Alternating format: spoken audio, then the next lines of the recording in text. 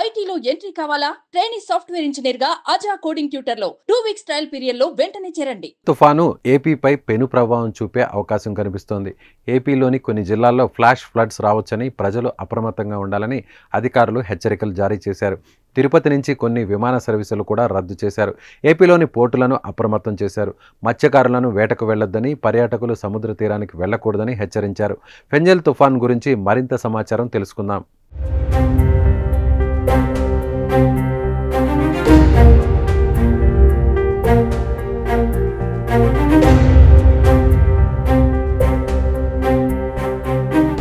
బంగాళాఖాతంలో ఏర్పడిన వాయుగుండం శుక్రవారం మధ్యాహ్నానికి 13 కిలోమీటర్ల వేగంతో కదులుతూ ఫెంజిల్ తుఫానుగా బలపడింది. శనివారం తెల్లవారుజాము నుంచి గంటకు 7 కిలోమీటర్ల వేగంతో ఉత్తర వాయువు దిశగా కదులుతున్న ఈ సైక్లోన్ శనివారం సాయంత్రానికి పుదుచ్చేరి సమీపంలోని కారైకల్, మహాబలిపురం మధ్య తీరాన్ని దాటే అవకాశం ఉందంటున్నారు. ప్రస్తుతం పుదుచ్చేరికి 180 కిలోమీటర్లు, చెన్నైకి 190 కిలోమీటర్ల దూరంలో తుఫాను కేంద్రీకృతమై ఉందని, దీని ప్రభావంతో ఏపీలోని దక్షిణ కోస్తాతో పాటు రాయలసీమ జిల్లాల్లో అక్కడక్కడ భారీ నుంచి అతి భారీ వర్షాలు కురుస్తాయని ఏపీ విపత్తుల నిర్వహణ శాఖ వెల్లడించింది. తుఫాన్ ప్రభావంతో కొన్ని చోట్ల ఫ్లాష్ ఫ్లడ్స్ వచ్చే అవకాశం ఉందని హెచ్చరించింది విపత్తు నిర్వహణ సంస్థ. మిగిలిన చోట్ల తేలికపాటి నుంచి ఓ మోస్తరు వర్షాలు కురుస్తాయని తెలిపింది. తిరుపతి, నెల్లూరు, చిత్తూరు, అన్నమయ్య జిల్లాల్లో భారీ వర్షాలు కురిసే అవకాశం ఉందని వెల్లడించింది. ప్రకాశం జిల్లా తీరం వెంబడి 70 నుంచి 90 కిలోమీటర్ల వేగంతో బలమైన ఈదురుగాలులు వీస్తాయని, కడప జిల్లాలో ఫ్లాష్ ఫ్లడ్స్ కు అవకాశం ఉన్నట్లు తెలుస్తోంది. ఫెంజల్ తుఫాను ప్రభావంతో రాష్ట్రంలోని అన్ని పోర్టులను అధికారులు అప్రమత్తం చేశారు.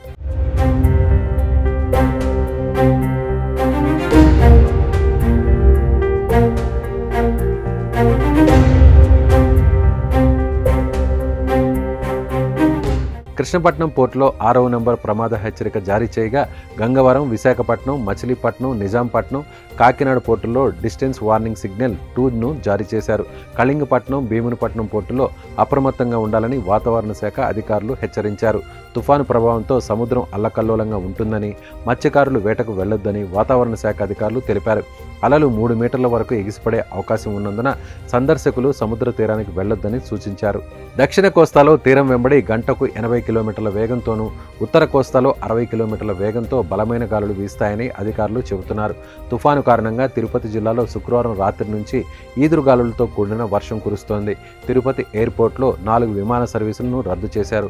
అక్కడి నుంచి హైదరాబాద్, విశాఖపట్నం, బెంగళూరు వెళ్లాల్సిన 4 విమానాలను ఎయిర్లైన్స్ రద్దు చేసింది. ఫెంజల్ తుఫాను తీరం దాటనుండడంతో తమిళనాడులో రెడ్ అలర్ట్ ప్రకటించారు. చెన్నై, తిరువళ్లూరు, కాంచీపురం, చెంగల్పట్టు, విల్లుపురం, కడలూరు, కళ్ళకురిచ్చి జిల్లాల్లో రెడ్ అలర్ట్ ప్రకటించారు.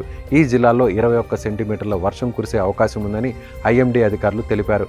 తుఫాను పశ్చిమ వాయువ్య దిశగా పయనించి ఉత్తర తమిళనాడు, పుదుచ్చేరి మధ్య తీరం దాటే అవకాశం ఉందని వాతావరణ శాఖ తెలిపింది.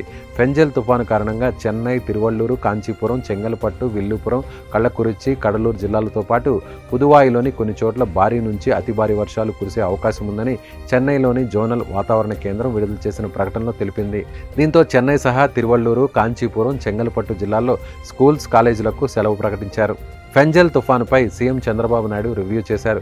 విపత్తు నిర్వహణ శాఖ, జిల్లా కలెక్టర్లు, సీఎంఓ, రియల్ టైం గవర్నెన్స్ అధికారులతో సమీక్ష చేశారు. పరిస్థితిని ఎప్పటికప్పుడు రియల్ టైంలో అంచనా వేసి దానికి అనుగుణంగా చర్యలు చేపట్టాలన్నారు. ఆర్టీజీ ద్వారా నిరంతర పర్యవేక్షణతో ప్రజలను అప్రమత్తం చేయాలని ఆదేశించారు.